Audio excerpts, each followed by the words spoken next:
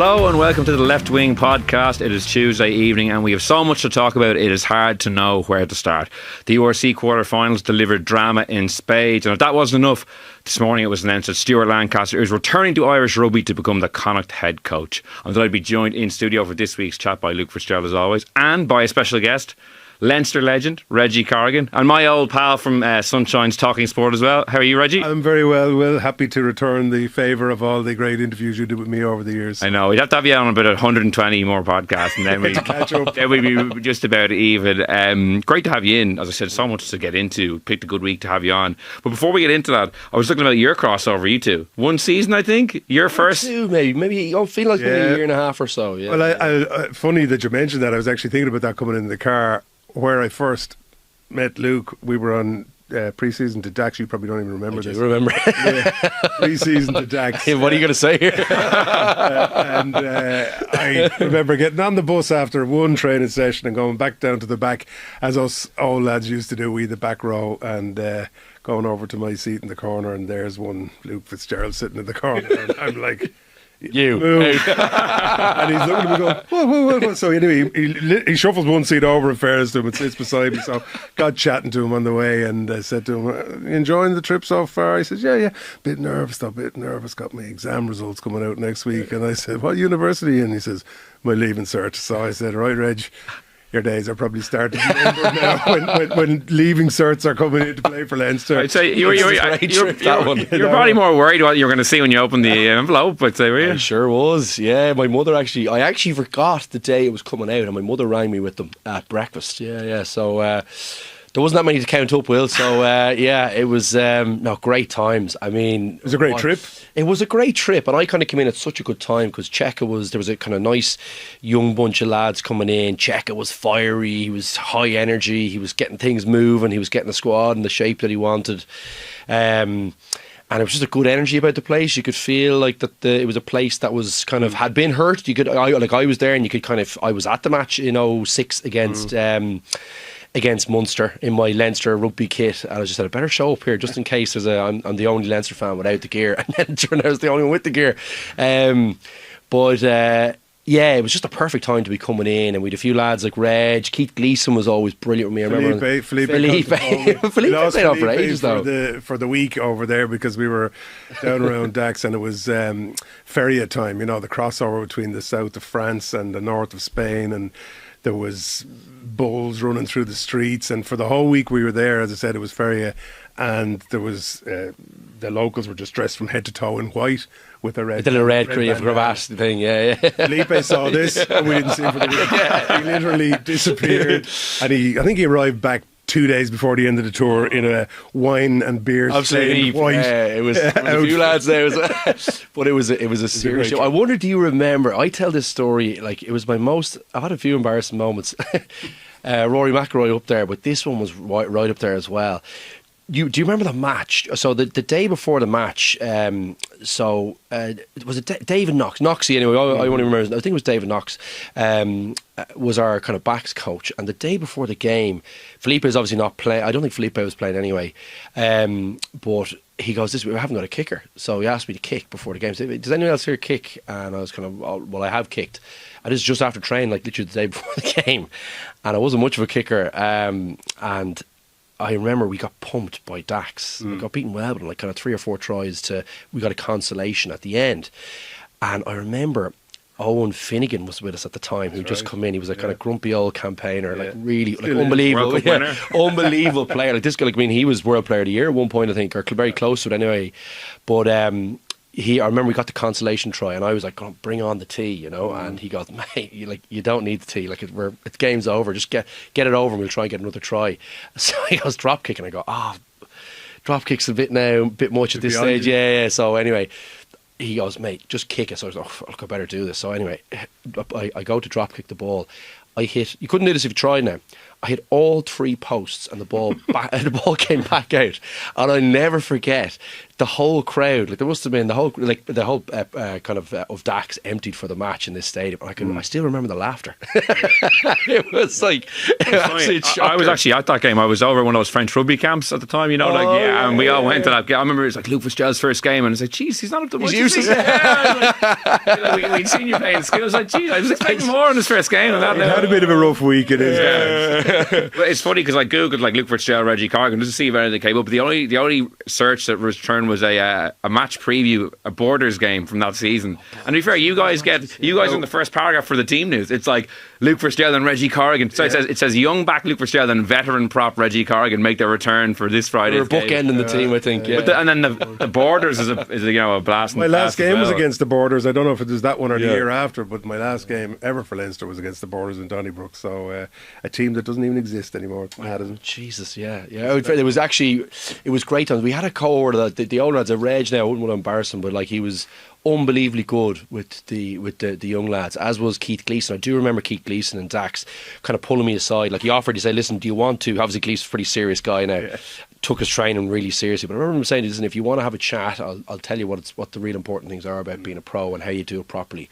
And like really brilliant. Honestly, I remembered it kind of from all the way all the way through my career, and it's amazing. Like the senior guys, when they kind of put the arm around you, like how welcoming it feels, and look, they pull you up too to get you out of the seats here and there. It was a nice combination. Somebody had to, because you had Shane Byrne who gave you no ground at all, and basically felt that you were his servant, that you had to carry his bags around the place, and you do this, do that. So you need a bit of both. You had to have a bit of balance. It's funny, like you really got this straddle both eras, like you at the end of that with like all these characters who had been playing, with the Matt Williams era, with the first Celtic League, and then obviously then you went on to play with the Champions Cup winning team, and then even towards the tail end of your career, some of the young lads who then backboned the last Champions Cup team. A few guys were still playing. Like you actually got the kind of the timing of your career was an interesting one.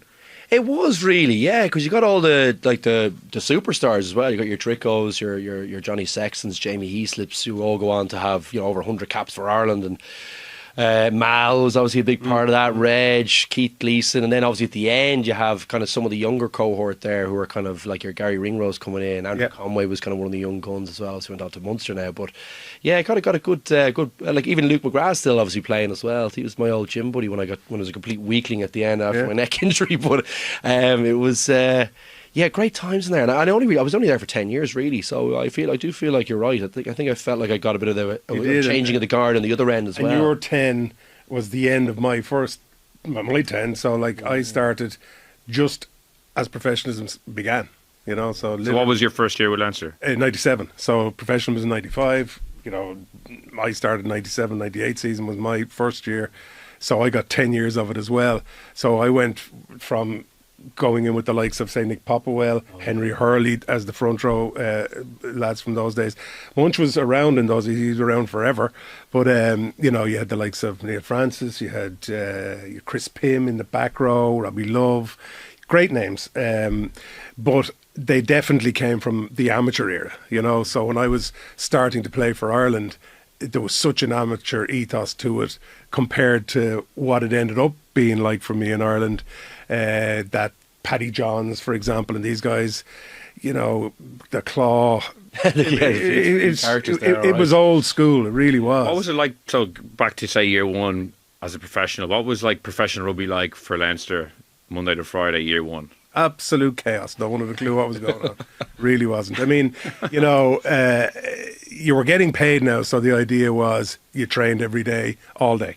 So you might get 2-3 hour sessions a day done with no science behind. 2-3 hours. Oh, you would, yeah. We were. I remember being with Ireland, and because you were talking about, for a lot of the Irish players, they were playing in England. Like Woody was with Harlequins, Poppy was with Newcastle, Kevin Maggs. There was various different names that were all playing the game in England.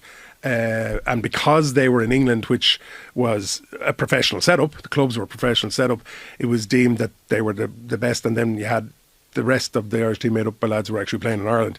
But they would be flown in to Alsa on a Wednesday, and we trained from Wednesday to Friday, and they'd go back to play their games in their clubs on a Saturday, and we'd stay in the airport hotel.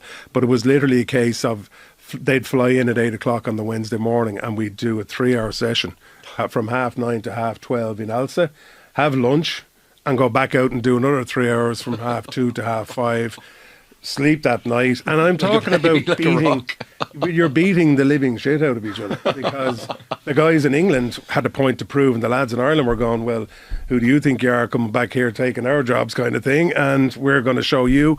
And we would do 50 scrums in a session. We would do full-on tackling. There was no science to it.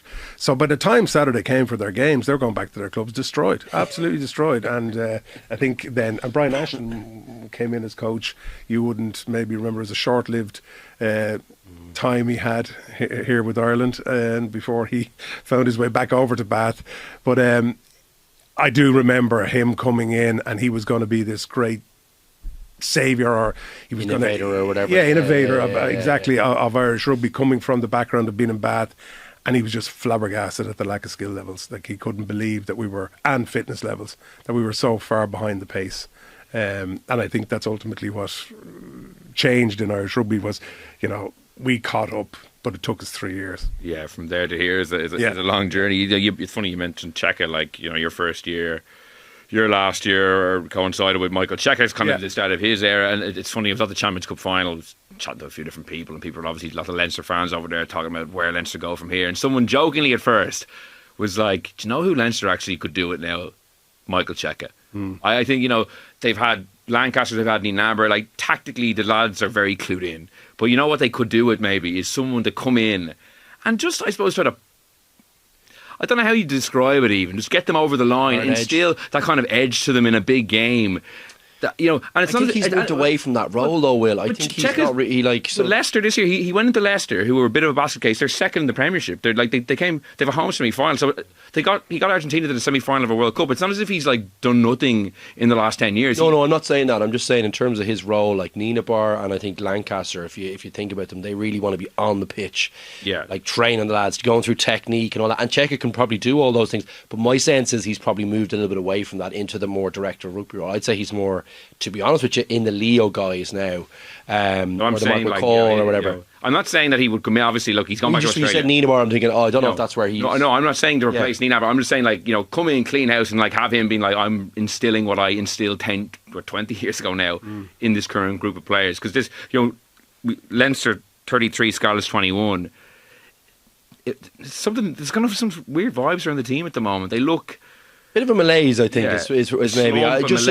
Look, but that's kind of natural that you kind of have a bit of an adrenaline dump after all the disappointment and all the expectation that they had coming into that semi-final against Northampton. I think probably natural enough for them. But what I would say is they need to pick themselves up pretty quickly. One thing maybe that I think they haven't really appreciated well over the last number of years. I'd be interested to get Reg's view on this. Is when you're come to the end of the season.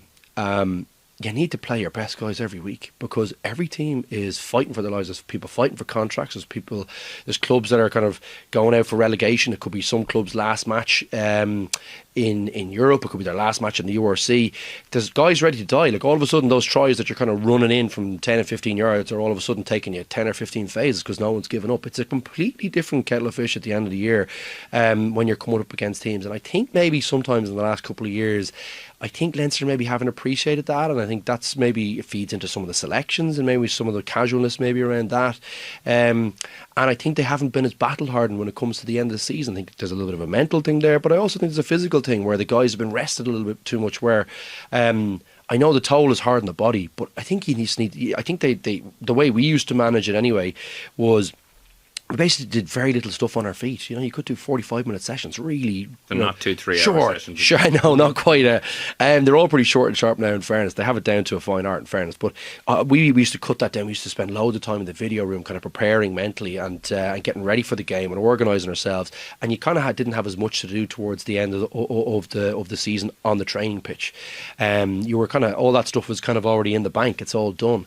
You're just kind of sharpening the edges, I think, is probably, a way we described it at a point. So that's probably where I feel like Leinster maybe, I'm not that surprised that it wasn't a blowout victory against the Scarlets. I think that everyone else was expecting. I think it's really difficult to beat teams at the end of the season. I don't think it was a that anybody was expecting a blowout victory necessarily against the Scarlets, because they proved themselves a couple of weeks prior to that making life difficult for Leinster over there, albeit with a different team. But with regard to what you were saying about picking your best players, I think Leinster did pick their best players last weekend, because you have to remember there was injuries involved as well. So I think there was no question in my mind that they put out the best 15 that they thought that they had available to them at that time for that game last weekend. But where I would be more concerned, and I think where a lot of the certainly a lot of the supporters, it's really difficult. You know, you're on the outside and you're trying to offer opinion to this. There's so much more going on in the background that we're not aware of, like injuries and like maybe just somebody's form is just not right or whatever. But certainly there seems to be a real change in the way that Leinster are playing, let's say. Okay, and by that I mean what had been developed over the last number of years. Like Lancaster came in 2018, or no, was it 2016 maybe, or 2018? He came and, you know, they won a Champions Cup and 4 URCs with Lancaster there in a 7-year period that he was there. But you could definitely see a way that Leinster were playing, an attacking style that they were playing, that has sort of disappeared in the last couple of years. And even at times in the game, I was watching it at the weekend and I was frustrated, and I completely accept that the game has evolved and that free kicks are different to what they were once upon a time. But a spiral up and under Gary Owen was like something from the 70s to me, and that happened a couple of times. Now, they're not the only team doing it. I've seen other teams doing it as well. But when you're talking about professional players, they'll catch a ball coming from the skies all day long. It's very unusual that they drop them. So it's not much of a tactic to me in my mind. You picking that out as one example. You look at the innovation that's come around free kicks in close to the try line, which is brilliant. The old, you're going back to the 70s and 80s there with pre-rehearsed moves off tap and goes. And it's great. It adds a bit of excitement to the game. Teams are choosing that over scrums now because of law changes and everything else. But I just feel that it has to be said that the attacking prowess that Leinster had has dissipated. And they're not that attacking threat that they were, and the frightening team that they were in the seasons prior to the last two. They're much more defence orientated. Which is great. Defence win games, we all know that, but you still got to score points. And I think that's the little piece that's just lacking at the moment, and they need to find the way to get back to that. Interesting, like in that regard, obviously Sam Prendergast, a lot of focus on him naturally. Had a mixed game at the weekend. Yeah. I think, I still expect that from him, you know. I think there's been a little bit of stick. He's starting to get a little bit of stick for the attacking stuff. I don't really have an issue with that with him. You could see he's a special player. He's going to be a special player. The one thing that could scupper him is kind of the defensive stuff. You know, I think that'll only get worse from. I'm like a broken record here going on about that, but that's where I really feel like on the physical side of the ball, you know, that's where he's going to have problems if he doesn't fix that. I think he can fix it. I don't think it's beyond him. But it looks to me like not only a physical thing, but he's got a mental hurdle he's got to get over there as well, which is tricky. He's in a tricky spot now for me. You can certainly see the kicking. You can see the passing. He's got the eye for that. I think he'll calm down over time. He'll trust kind of the 14 other guys around him a bit more, not trying to go for the magic one a little bit early. That's always a thing that young players do. And he'll settle in. I think he'll be a great player for Leinster and Ireland in the future. But at the moment, I'm not so panicked about them. I think that's kind of, you'd expect that out of a young player in a big position that has a lot of decisions to make throughout the game. What surprised me at the weekend, that surprised me, is that, he was having a mixed game. Kieran Frawley was on the bench, and I don't want to turn this into Frawley should be starting. Like, he's had a poor season since the All Blacks game, no doubt. But he gets 5 minutes off the bench at fullback at the end of a game where Prendergast wasn't playing well. Remember, we were talking about in, like, say, the Six Nations, the Welsh game. Prendergast was having a mixed game, better than he probably was at the weekend. Crowley got 5 minutes off the bench at fullback at the end of a game. I'm still just not quite wrapping my head around why, he's getting treated differently than other out halves. If go back to the start of the season, Leo Cullen's guy was Kieran Frawley. It only changed after Andy Farrell made the selection in November. I'd answer the question with another question, because do you think that that's worked for Crowley and for Frawley? What Farrell did to them in the in the Six Nations. No. No, it hasn't. So I don't know why we'd be then doing that to Prendergast as well. Would be my. Sometimes you have to sit with a player when he's having a tough time. It would be my opinion. And he's a young guy. Oh, sorry. I thought you asked me like if I thought them getting 5 minutes off the bench at full back was good for them. No, Well, like sorry, but I think not playing. Like sorry, I'm talking about the other side where he kind of dragged them off the pitch. Like I'm kind of I wouldn't say berated, but he did have a bit of a go at Crowley, particularly I think in November where he didn't really have a go at Prendergast. I don't know if I'd be doing that with Prendergast. I think he's in a period where you probably have to stick with him and get the confidence going. I think they believe he's the guy with a few things he's got to iron out in his game, which I know from just talking to some of the coaches. I think it's fairly obvious what they are. But I'd be sticking with him. I don't think what they did to Frawley but was a it's good a fair idea. question that Will is asking, yeah. though, because it's what the supporters are asking. Why is he being given that space and time that others weren't? I think that's the question that frustrates people. And I think he's probably a more natural fit for that 10 role as well, though, Reg. Do you know, that's in my sense. If you look at Frawley was the kind of, he's been the Swiss Army knife for them for a couple of years. They've plugged him in where they've had gaps. His form has fallen off a cliff. It hasn't been good. Well, but I'm not saying, and he's a class player. I'm not saying that his form Yeah. weren't starting, but I'm just saying he didn't even get like in a game where Prendergast wasn't playing well, and in a game where Leinster were always going to win, even though Scarlets were gamey, Leinster were in control of the scoreboard, really. Even though it was 15-14 at half time. So I just think, giving Frawley 10-15 minutes at 10, just even keep Prendergast on notice. No player should be able to be picked week in, week out and play 80 week in, week out if they're not playing unbelievably well. And he looks like a mentally strong guy. I think he'd be able to come back from it. I'm not saying he couldn't. I'm just saying maybe there's some the reasoning you might keep him on. What's your perspective? What do you think, Reg? It's a very tricky one because there's no doubt that there's talent in there. The defensive flaws that have been highlighted at this level. I mean, I played with 10s, many of them who had defensive flaws, both at international level and for Leinster, and they didn't get too many opportunities to. Like Rog was being the obvious one, and he'd say it himself. In the early days, they'd just run at his channel all day because they'd know he wouldn't tackle them. And you can't really, there was good back rows around him protecting him. But until it got to a point where he was able to do that for Munster and Ireland, he had back rows protect him. And then he was able to do it. He was able to find his way out of trouble and out of problems. But he didn't have a green card to play every week. David Humphries was coming in at times there. Certainly with Munster, they looked at different solutions as well. So, getting back to the question you asked me, what do I think? You said Frawley hasn't been playing well. Well, how could he be playing well? He hasn't been given an opportunity to play in that position. It's no more than playing in prop. You've got to play in your position to get some, consistency to the way that you're playing. When he was playing that time with Ireland and when people were talking about him, he was playing very well. Yeah. He was playing really well. He picked up some injuries and everything else. I'll get that. He was the best 10 in the country before November. He Clearly. was. He was brilliant for Leinster. You kind of go, how come you're the best 10 in the country before November, but you've never got to look in since? Well, that's the question I just think supporters are really scratching their head about. Now, you look at, for years, Johnny Sexton was undoubtedly the best 10, so there was no question. So there was no room for other people. And maybe that was a fault that we didn't bring through enough. Ross Byrne was steady as a rock there to bring in and do what Ross Byrne did, which is kick the ball, play the game, and against the teams that Leinster were playing against in the URC, which were, when Johnny wasn't around, they were well able to manage wins because they had a good enough squad to do it. But we didn't develop the next 10 enough. So Frawley was losing out an opportunity there as well.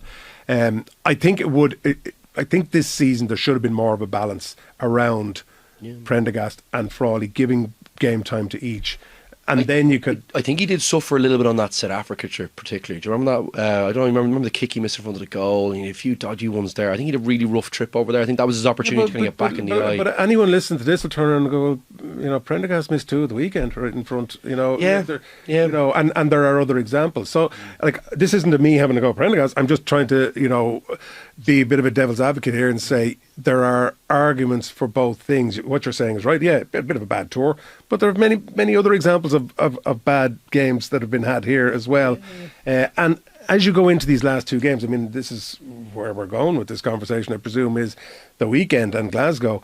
Now, I watched Glasgow playing at the weekend. I watched them losing 47-0 too, or whatever it was in the Aviva. they weren't a team I could even recognise. But I saw them back last weekend being back to where they are. And now they're a team that I'm very, very worried about this weekend, because I feel that if we played like we played against Clonettley, we won't beat Glasgow. I agree. And that's a real concern. Nice old school Clonlelly reference. Yeah, no, but they're nuggety though. Like, and they look tough. They look like you think two Pilato coming down like his channel. Yeah. Like, that's going to be a long day at the office, and that would lean you towards Frawley, but you haven't given him any game time, so you're kind of stuck now. Exactly. Yeah. So it could be a very long day at the office, and very, very physical. That back row as well are quite physical as well. So like they're going to be running down his channel all day. Scots are what they always were. They're disruptors. They, from the day I started playing at this level, Scottish teams were a nightmare. Yeah. It took me, I think, the first 3 or 4 years to actually beat a Scottish team. They were that good back in our day. They were our bogey team, and the Scots disrupt everything. They're fast in at the breakdown. They've got almost, it's like 3-7s at times, just in there scrapping for everything, scramble defence all the time. As you said, Tupiloto back now after that injury, hugely disappointed in around selection. For the summer, I think the thing is he's a guy that transforms that team. I think because he's the focal point for them. He's got the little bit of ball handling. He's got that physicality. He's their spiritual leader almost that has come in. He, along with a number of their other key men, missed that 52-0 defeat. Now I know 52 to is he worth 52 points? No, but like they were missing. In that game, it wasn't an accurate reflection of the difference between the teams. Well, we all thought that was going to be a tricky enough fixture just because we thought they'd be used to. We thought Glasgow would show up, and then obviously, look, the injuries did tell. I think that was a big portion of it. They lost belief, and Leinster, when they get their tails up, still have that power, and they were selected from a pretty much full Leinster team. And I do think Leinster will be a lot better this week. I do. I absolutely do think they'll be a lot better because they know they're going to have to, because they're there's pressure there. You can see it. You mentioned to me earlier about Leo's press conference and the conversation that he's having. There's a lot of pressure on Leo, and they've got to deliver this weekend, and they're calling for the crowd to get behind them. And personally, I don't think the crowd have ever not been behind them, but there are questions there around the fact, and a lot of this is driven, one of the most hurtful, maybe the wrong word, but the most disappointing thing for me was, I don't know how Leinster have become the team that everybody wants to lose now, and that is a fact. There wasn't a team around Europe that everyone hates. There wasn't a dry eye around the world when they lost.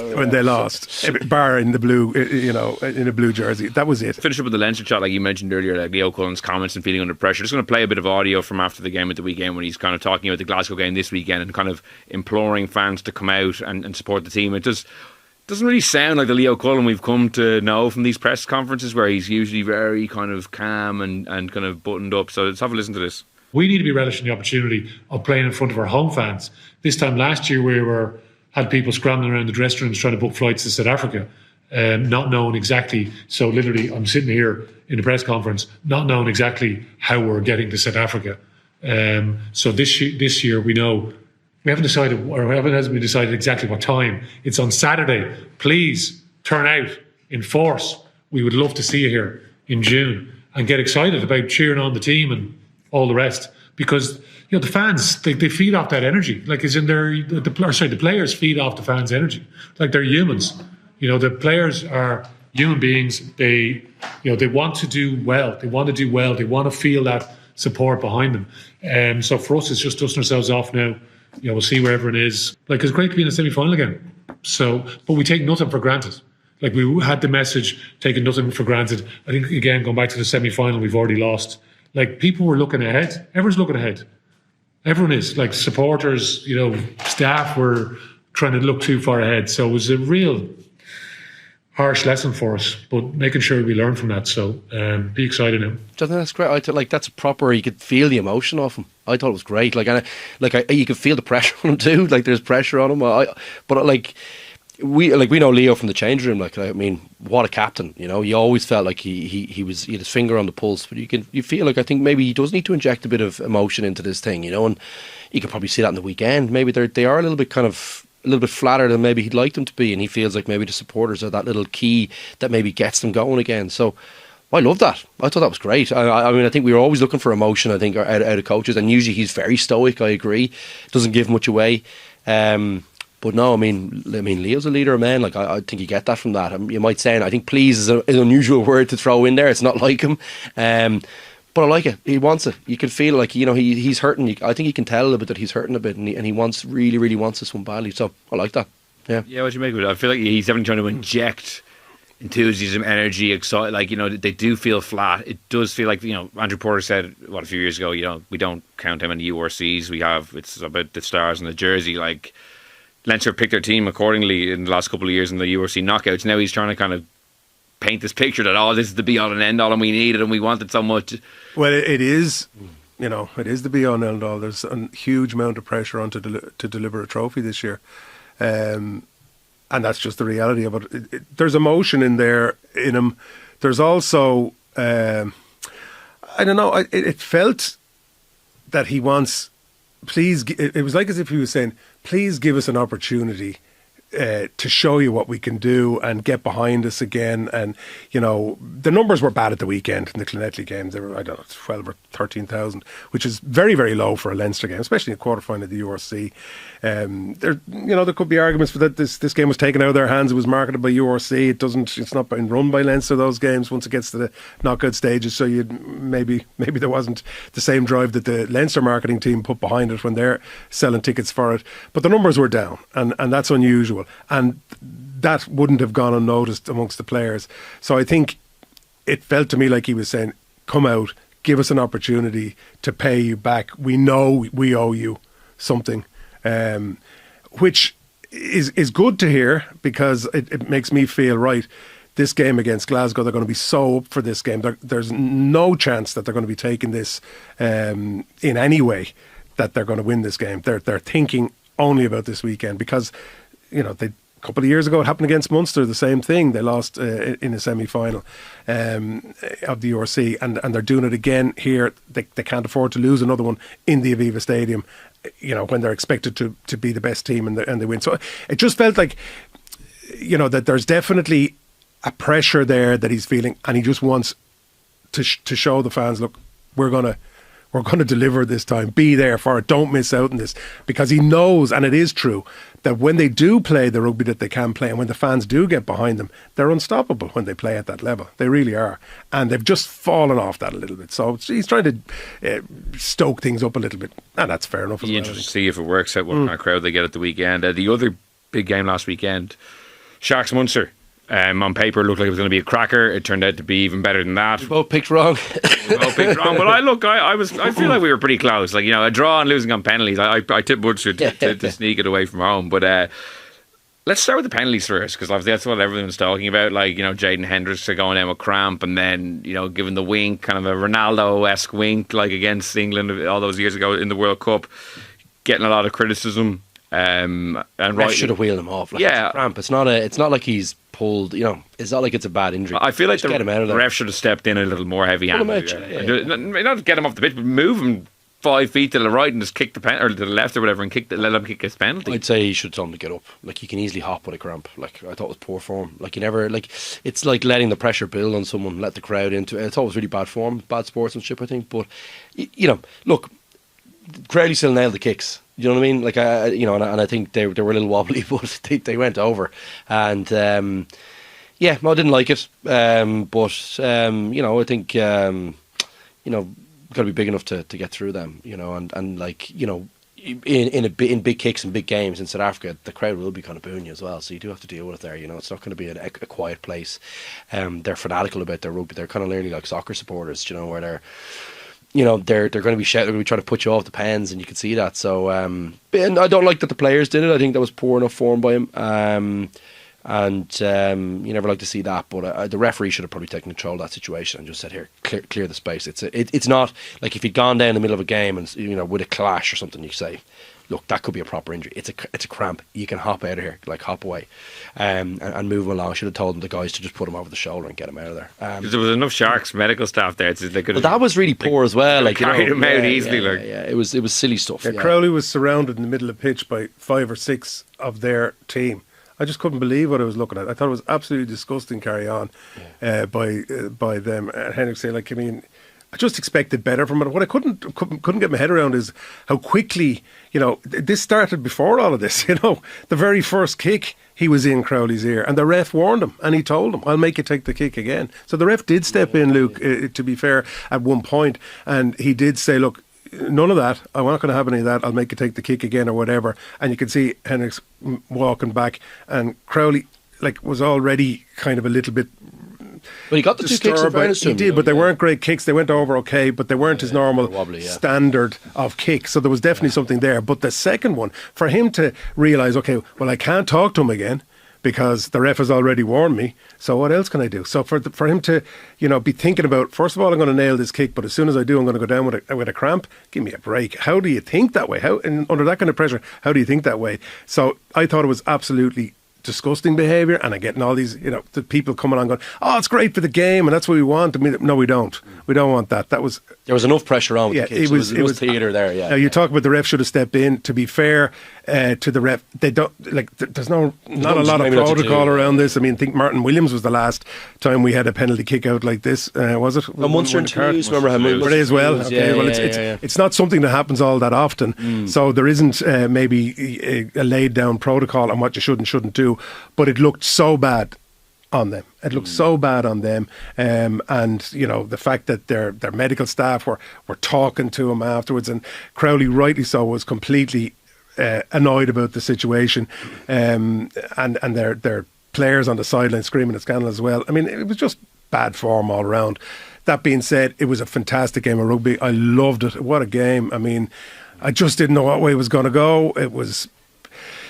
Yeah, you tipped Munster. I have to say, I just felt with the team that they were putting out there, the Sharks, and being at home, that you had to lean in favour of a home victory. I didn't trust the Sharks. I still don't. Well, I know. Like McPimpy slipping on his arse, sums up the Sharks for me. Like, true. He has some great moments, and then he slips on his arse and lets it dry. And that's the reality, is that we know that if any team is going to do it, it's going to be Munster. They just will not lie down. They'll defend their line. They'll do everything. And arguably, and I mean, it has to be said, there was a kick missed that should have been gotten as well, and would have got them victory for Munster early in the game. So that is the reality of it. It was gut-wrenching to watch it the way it unfolded, that they went out in the way that they did. But I mean, in penalty kicks, it's like in football, it's a flip of a coin. It really is. But the performance up to that point, and lads out on their feet playing 80, 90, 100 minutes, is unbelievable. Absolutely incredible. Peter O'Mahony thought it was brilliant. His last game, brilliant in the last match as well, before the quarterfinal. One more year. I was actually going to say that. I mean, you're kind of going, right. Yeah. Is there not a chance? Is there not we a were chance? saying this a few weeks ago. Remember, I was like, could he not do one more year for Munster? The last game at Thomond, he was unbelievable. Yeah. Sidestepping lads, there was offloads. If he was managed properly, and given certain games and rested, take him away from the international scene, so he's got the less of the burden of that. There has to be another season in him. He has the body with him now, his shoulders and all that. I'm sure his neck. He feels like a guy who's been taking quite a bit of punishment. I think. Well, there's no question he's been taking punishment, but I'm just saying, he can get a summer off this year. He wouldn't be involved with Ireland. I just I'd love for him to just take 3 months off and see how he feels in August. Try to keep the body ticking over. And with the new coach coming in as well and helping to get that coach's feet under the table, I wouldn't write it off yet. I would. Yeah. The thing is, I'd be less. I'd probably be more concerned about it if. I think Ty Byrne has done a super job there. Ty Byrne was phenomenal. He was unbelievable. Absolutely. And I don't think he's probably more softly spoken. I would say that's probably definitely action than Pete, but he's still a great leader out there. The other guy who was brilliant was Casey.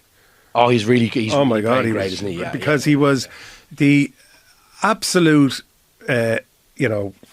almost old school scrum half, in the ear, mouthing the whole time at the ref, at their team, at the wing forwards, pick, like a little bird, picking away the whole time, just getting things going. And it was just what you wanted. And then really good passes at the right times, milking things when they needed to be milked. Just real clever rugby brain around the way that he was playing. I thought he was outstanding in that game, and considering he's had injuries to deal with and everything. That was a big injury he got this year. Yeah, coming back in that level of form away from home under that kind of pressure I've heard great things about him. I think I was talking to Johnny about it a while ago. He said he's like Energizer Bunny around the camp. Apparently, like super professional guy.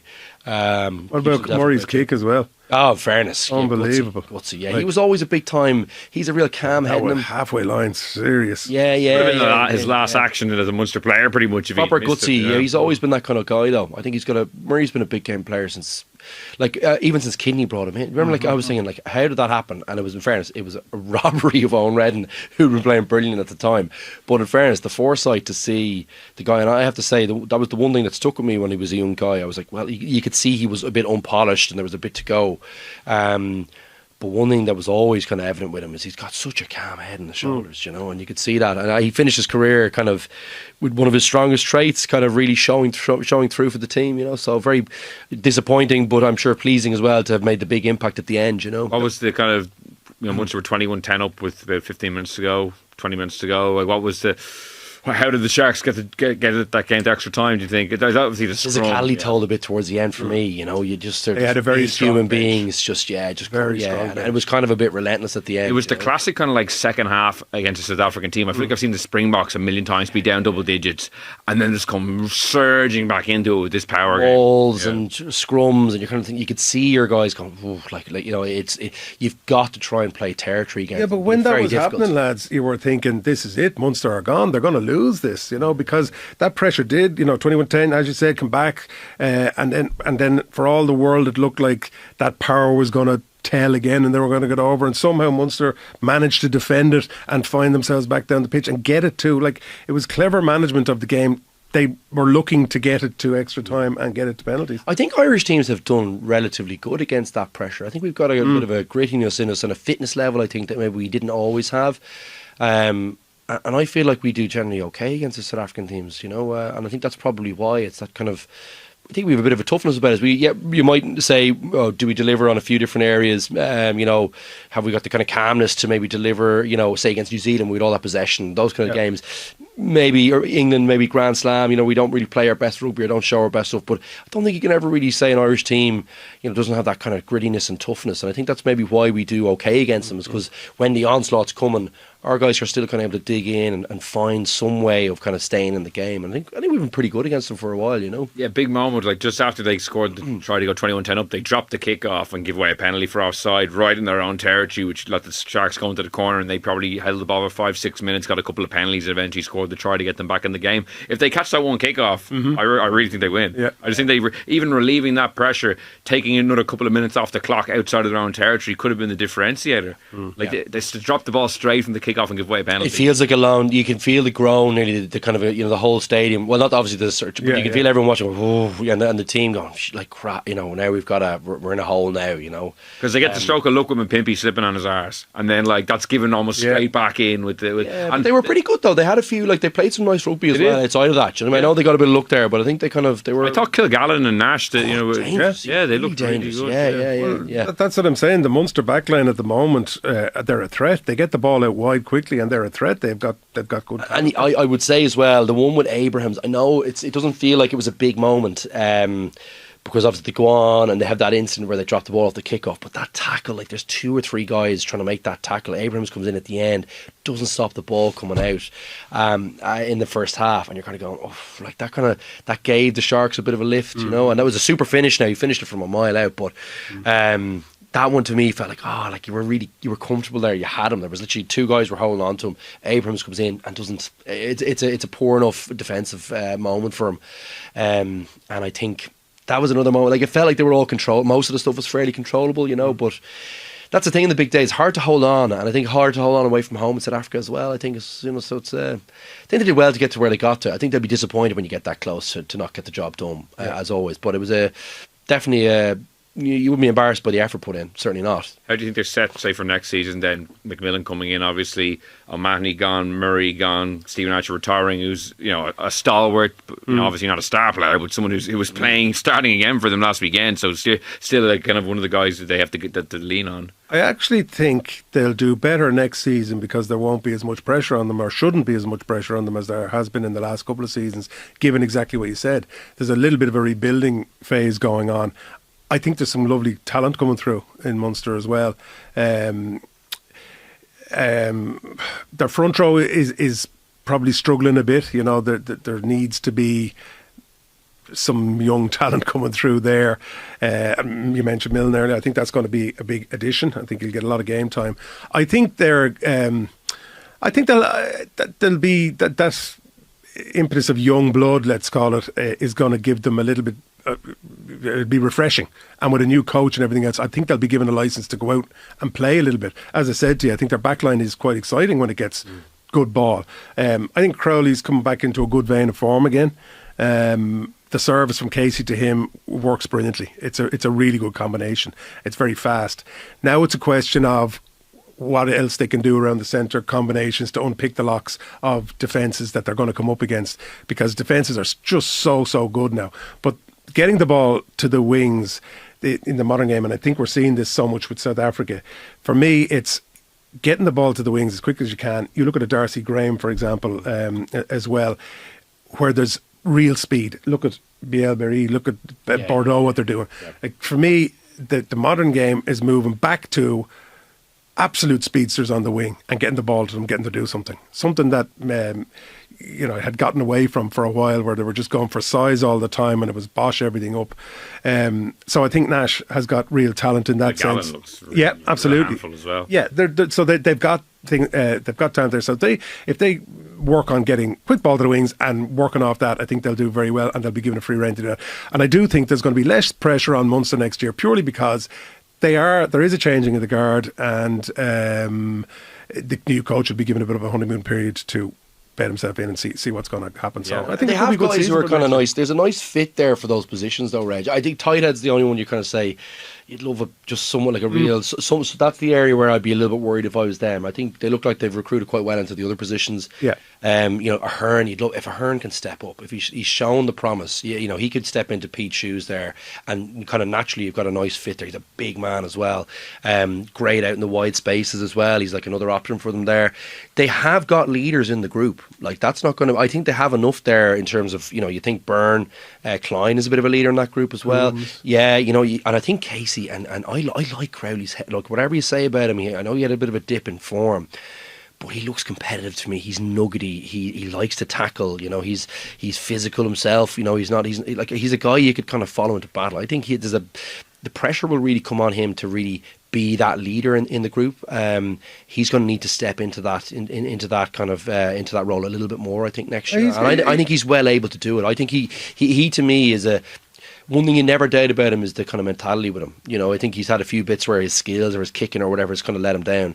But generally in the big moments, he is kind of been a guy who delivers, for me anyway. I think so too, yeah, so I really like him. I think they've got enough to make the step. I think the backline is exciting, I agree, but where I would worry about them a little bit is I think in some of the big matches over the last couple of years, I think they've got a little bit unpicked defensively, actually, and I think that's the bit for them. I feel like in attack they probably will break teams down. I do think they've got enough there. I think Abrams is a super addition for that. Nash, you can see if he's fit and well, you see that pace. Kilgannon looks exciting as well. And I really like Nankerville. I think he's a brilliant player. I think he's a big player for them as well. He's very physical in there. So I think they've got that. They've got the kicking game. They've got they've got everything else. It's that little bit is can they not let what happened on the weekend with Abrahams, that kind of stuff. They need to step that up a little bit for me to really take them to the next level. And then of course it's can they hang on at with the tight head situation there, like who steps into that kind of role. That for me is the kind of key bit for them. I think the coach seems to be a bit of a coup from what I heard. He seems to come with a great reputation. Absolutely, yeah, he does, seems to be a bit of a tough man, and a guy who'll kind of drive standards there. So is it like the New Zealand background stuff as well, that nuggetiness, let's say, in the Chiefs. Yeah. That's what you want in Munster. You want that kind of little bit of chip on the shoulder, and that's the other thing about Crowley. I was delighted to see the reaction of he was great. He was great, wasn't it? That kicking thing, just the reaction was like, look, you got it, and you're going, deadly. That's it. That's what you want.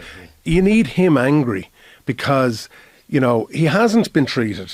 For all intents and purposes, he hasn't been treated well. There's no doubt about it.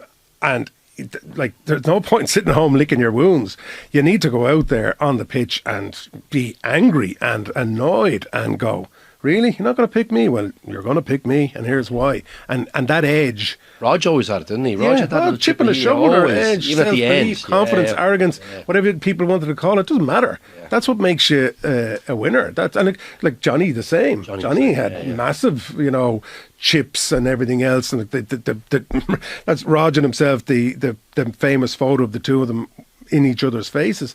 That is what you want in that position. You want that kind of thing. So, and I think Crowley, for me, I think he's going to have a huge season next season. I just have a feeling about it, that he's going to that actually what has happened to him in this season is going to stand to him no end. And maybe Farrell has done it on purpose. To try and bring that a masterstroke. Maybe we could be talking. He's about been great. Like whatever you'd say about Farrell, Farrell's an amazing coach. He seems to have a great pulse of the team, and he's a guy you could follow in. So even if he has, he's a guy. I feel like if he felt like he wronged you, I feel like he'd get back in your good books pretty quick. You know those fellas you kind of go, I'd say he'd be pretty straight with you. But a good coach can turn around to you after dropping you and say, listen, do you disagree? And you might go, yeah, absolutely I disagree. Well, let me just tell you why, and blah, blah, blah. And they'll give you the pointers and everything else and say, okay, well, here's the reasons why I didn't. 1, 2, 3, 4, 5.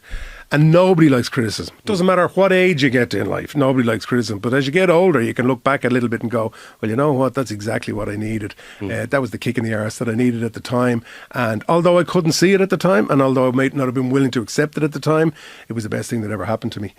You've got to be able to self-critique. You have to be able to look at yourself and go, I have weaknesses, I have faults, and I need to work on these things and get better. And I saw with Crowley in the last few matches I'd seen him, and I just said, there's some little switch. Fire in there, there's some little switch after going in there, and this guy's going to be good over the next. Interesting. I hope so, anyway, because I really think he's exceptionally. I like him Be fascinating to see how himself and Prendergast battle it out over the summer as well. And you know what? Prendergast needs that too. Yeah. He needs somebody like Crowley who is taking his position off him and making the switch go off in him. The last thing we're going to touch on is Stuart Lancaster news today. People were wondering who Connacht would get as a head coach. They'd already recruited a guy from Australia, Rod Sieb, to come in as the attack coach. It was announced then that Stuart Lancaster is coming in. What a coup for Connacht. Hugely disappointing for Leinster. Because but honestly, I'd say there's probably 90% of Leinster fans, or if not more, saw that today and said exactly that. They'd rather have him back at Leinster and it was just go back to the way things were. Yeah, I was just there, like when I heard about the Racing thing, I was going, this could be really interesting if we could find a way to bring Stuart Lancaster back. I mean, I think Stuart Lancaster is an amazing coach. I mean, I was over at the World Cup in 2015 working, so I was there for the English games, and I was there for a whole month of that World Cup, and I thought then he was a phenomenal coach, and he was so unfortunate. There was the whole Sam Burgess thing going on at the time. Didn't actually really get to coach, he said, didn't he? Get to coach. He was doing all the admin-y crap. Yeah, and also, he was gone before he even got a chance to show what England could do, in my opinion. And that was a good English team at the time, and it just didn't happen for them in 2015. And he went away, took some time to himself, and did it right, waited and bided his time before he came to Leinster, and from all reports that I've heard was phenomenal in the background in the advisory role and working with the players, coaching the coaches apparently as well. He was brilliant for that, working with everybody, and bringing them through the system, highly respected by all the players, and I just thought when I heard the news, wouldn't it be great to see him coming back in again and just being there as a kind of a sounding board, but also with innovative ideas that he might have in terms of attack. But from a Connacht perspective, what an amazing piece of work. It really is. Interesting that he's going to be doing the defence as well. So Rod Sieb is the attack coach. It was announced in the Connacht press release. He's going to be the head coach with the focus in defence, because obviously with Leinster, he was more known for the attacking side, as Reggie said. It's funny because they already hired Rod Sieb, so it's kind of like... But I think this is the most important thing for Connacht. Yeah.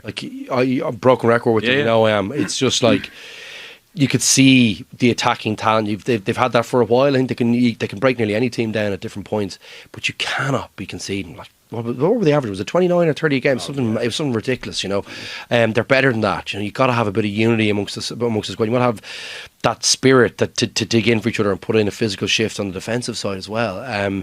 Because if they get that right, they are a good team. They've got some quality there. They've got some good players there. They've got some young talent. They're exciting. And Lancaster's still a tough place as well. It's still a tough place to go and get a win. It should be tougher than what it has been the last year or two.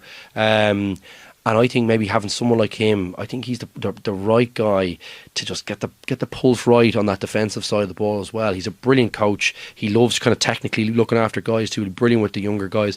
But I think he'll get everyone singing off the same hymn sheet there and get everyone committed to the cause. And I wonder would they qualify next year? I actually think I think a good coach. The more I look at it, it's absolutely. It sounds like it's probably the understatement of the century, but a good coach is so underrated. I think. Like you think about all the players, and you always look at all the best squads and all that, but and the squads with the biggest budgets. But most of them, the key person is still the manager. You look at, say, Man City, for example, like Pep, like all these. Klopp is the kind of key. Or Slot, it's the top guy is so important. And Leinster for all those years had so many talented guys. Like until Cheika comes in, until Schmidt comes in, until these guys, you need to have the top people. Yeah, I don't know. I think Nina Barr has done a brilliant job this year. I think they just had a bad day out, if I'm being completely honest with you. But I don't know. I think you need to get the top guys in. It's really, really important. And I think, from Connacht's perspective, I think they've got a top guy. Yeah. So I expect big things. And you're getting him at a time where he'll Lancaster will be hungry to prove himself. Like Brassing didn't go well by his own, not by his own admission. He was sacked. It's a tough club to go to, I think. It is. It has a bad reputation, Reg. But he went from Leinster to Racing. Cheika had a real tough time. Or was Stade, but he had a tough time there. France is tricky. Everywhere in France is tough to go. Tricky, yeah. You can count on one hand the number of foreign coaches that made it. Great coaches, yeah. And like the list goes on and on of brilliant coaches that didn't make it. That's France. Yeah. That's the reality of it. So I wouldn't read too much into that side of it. But where I would be a bit more concerned is what you're saying about a great coach. But a great coach needs a squad. There's that too, and Connacht's squad is definitely weaker than it was. There's holes in it. There's people. There was a big clear out, let's say, there at the end of the season. There's about 9 or 10 lads that have gone by the wayside. Connacht have work to do. I still think it's a much better team than the results. So this year, that's why I think he can bring them up to top 8 again. Like they were top 8 under Andy Friend, and I think the squad they still have now, even notwithstanding the departures that you mentioned, I still think with Lancaster, when you take the injuries to Hansen and Bundy, and and they were longer term. They need to be on deck for them, yeah. So if they get any injuries, and they're in Alliance tour, they collapse. It'd be tricky for them. They don't have the strength and depth that the others do. They're starting 15, yes, absolutely. Of course, they can compete with any of the teams. Can they consistently go and beat every team week in, week out? I'm not so sure. And that, you've got to call it like it is.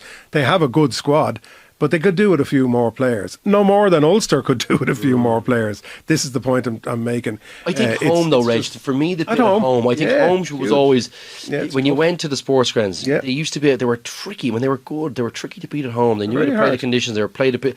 That has kind of seeped away a little bit. Whereas I think, if they can, you're right in terms of the skinniness of the squad. Like, they do need to have guys available. But if they get that home, that bit of fight that they had at home, you're kind of going, God, no matter who goes there, this is a tough match. Yeah, but they've lost a little bit of that. The only thing I would say to you, Luke, is I'd go back to my own beginnings, whether it be Leinster or Ireland. We were teams in those early days that could compete with anybody on a day. But we couldn't compete consistently with teams. So we could go out and beat Scotland, England, Wales when they were good. We could go out and beat them, but then we could go out the following week and lose easily to France or to, whether it be Wales at the time, who were good back in those days. We weren't consistent across the whole thing. And I think there's a little bit of that with Connacht, where they're just trying to build a squad. At home, yes, very tricky, hard to do. And even on the road, they're competitive and they'll give it. I think that's where Lancaster will be good, though. I hope so. To get that degree much more. Because if they're good at home, if their record at home is good, I think qualification is not beyond them. But that's my point. That's what I'm getting at. I think that's achievable if they do that. How many games have we come in and been like, they were so good, and then they did this mad thing. Yeah. I think he'll be good at eradicating that side of it. I do. I just think his manner, his style, his kind of the kind of way. His sessions apparently are super fit. They'll be super fit. Yeah, I'm just expecting them to be less kind of shooting themselves on both feet next year.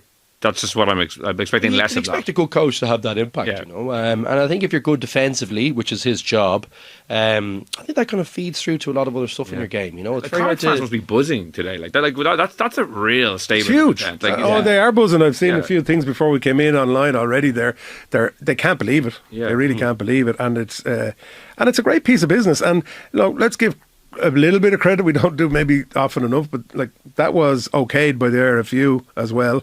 David Humphreys has come in and said that he's going to make some changes, and maybe it's a great thing that he's not going to Leinster. And then again, the headline is, Leinster get another great coach on top of the ones that they already have, whereas Connacht are down there struggling to find somebody. So it's a good piece of work by the RFU as well to get someone of his quality into a position like that. All those positions feed through to your national team and through like the interest levels down there. If Connacht turn things around, I think if you turn over maybe another Robbie Henshaw. I think it's very important to have the top guys at the top of their game in each province. I think he's a guy who I still feel like is at the top of his game. I know he's at a tricky. Oh, he's brilliant. He's brilliant. A brilliant coach. And with the new stand opening as well, no harm to have a kind of a big name coming in. I saw Connacht tweeted out immediately saying, and if anyone wants a season ticket, and like a photo of Stuart Lancaster, which shooting me down. It will help sales. There's no question about it. It will help I was sales a with Connacht all of that. supporter. I'd be massively energised by that news. And as I mentioned, they'd already recruited a highly rated Australian coach to come in as well. So all of a sudden, the coaching staff, which all season had been a bit of flux with Pete Wilkins stepping away and then ultimately stepping down, now all of a sudden they're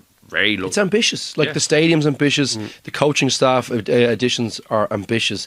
That's exactly what you need. Otherwise you're standing still. The other important thing, it won't happen this season necessarily, but in seasons to come, players who are thinking about going to Connacht, look at Lancaster, look at the stadium, look at the setup. They'll, two Lions there. 10%. Yeah. I'm assuming he's bringing his son in before long. I think his son is going to be going to Glasgow, but considering how much he picked him at Racing, I'm expecting like a Galway flight being booked soon enough. Oh yeah, it's great for Irish rugby. Yeah, I think it's a brilliant day. Absolutely. Yeah. Delighted for them. Well, like a nice, positive, upbeat note to finish on. I want to thank Reggie. Thanks a million for coming in. Great to be here. Are we doing any predictions for the weekend? Oh, yeah, sorry. We'll finish with Leinster Glasgow predictions, actually. I do expect them to win this weekend, but I think it's a very dangerous game. It would not surprise me, honestly, if they were beaten, and I only say that because of the way Leinster are playing. Glasgow are a great team, but Leinster have opened the door for me. When I watched them at the weekend, I just think their confidence is low. I played that Leo Cullen clip earlier. He's trying to get that bit of energy and that bit of vigour into the squad. I think they'll have enough for Glasgow this weekend, but I'm not confident. I'm not overly sold on the prospect. What do you think? I find myself agreeing with a lot of what you're saying. Sorry. I think they get the job done though. I think they need it. They really need it badly, and I think that's maybe what gets them over. I don't know if it'll be vintage. I agree with you. I think maybe they might have to rely on their defence. I think it needs to be a little bit better than it was in the weekend against Glasgow. 100%. They've got some serious threat out wide. But I think they have enough to get it done. I think they'll squeeze them out of it a bit. But again, tight. I expect it to be tight. I do. Yeah, I'm with Leinster on this one. Like I said it the whole way through this, Glasgow are a very, very good team. I was really impressed with them at the weekend, and they're playing very well at the moment. But I just have a bit of a feeling like that the game against, I'll call them Scarlets, seeing as I'm not allowed to use it. But the game against Scarlets, we were undercooked. There's no question about it. Yeah. And I think, as you rightly said, Luke, it's probably on the back of the Northampton disappointment. It's very difficult to try and turn everything around again. I think we'll see a different Leinster this weekend. I just have a feeling that, given what we heard from Leo and given the build-up that there's been all week, already the people that I've been talking to and things that I'm hearing, I just think we're going to see a different attitude from Leinster. I think they're going to come out flying out like I expect them to anyway. Really come out flying and tearing into this Glasgow team. What they need to do is basically avoid errors in every capacity of the game. No turnover ball, not allowing Glasgow to get there to the breakdown and scupper them up. What Glasgow will be doing is to disrupt. That's what they'll be trying to do. And Leinster can manage that. They know how to manage teams and stop them disrupting. That's by keeping the ball, keeping it in the pack, wearing them down. It doesn't have to be overly adventurous or glamorous in the first 40, 50 minutes. Just wear them down, scrummage them to death, solid line out, maul them, all of those things. Keep possession. Please don't kick the ball away. Keep possession, keep recycling, keep going through those phases. Rock solid defence. Wear them out. And I think simple, like, that's such a great way, because I do think, like we were talking about it after the game against Southampton, about kind of some of the selections and overthinking things. Like, I would just simplify back to the basics. Like, as you say, like, no mistakes. Like, let's just think about beating the crap out of them for the first 15 minutes. Let's, like, kick really, if you're going to kick, do it really well and with purpose, with a great chase behind it. Get in, hoe in behind them and into the rucks, And I think if they're on it physically, I wouldn't be worried about Leinster. It's when you're when they're overthinking it, or when that stuff's going on. Like in big games, go back to first principles. I always think that works really well for you. And if you do those things well, the opportunity to throw the nice pass, to do the nice crossfield kick, they open up. It opens up for you if you've tried to dominate them physically. And rugby's not that complex a game. The message from Leo will be: let's give our supporters something to get behind. Really tackles, quickly, really early, and they won't leave us for the entire game. Don't let any sort of, complacency drift in amongst the crowd, or any lull in the atmosphere. Don't allow that to drop. Just keep it at a tempo and a level that is going to keep them buzzed, and that'll carry through. Yeah, agree. Well, it's set up to be a fascinating game this Saturday at the Aviva Stadium. I'd like to thank Reggie and Luke for joining me on this week's episode of the Left Wing Podcast. We will be back next week to review the URC semi-finals. And until then, thanks so much for listening, and goodbye.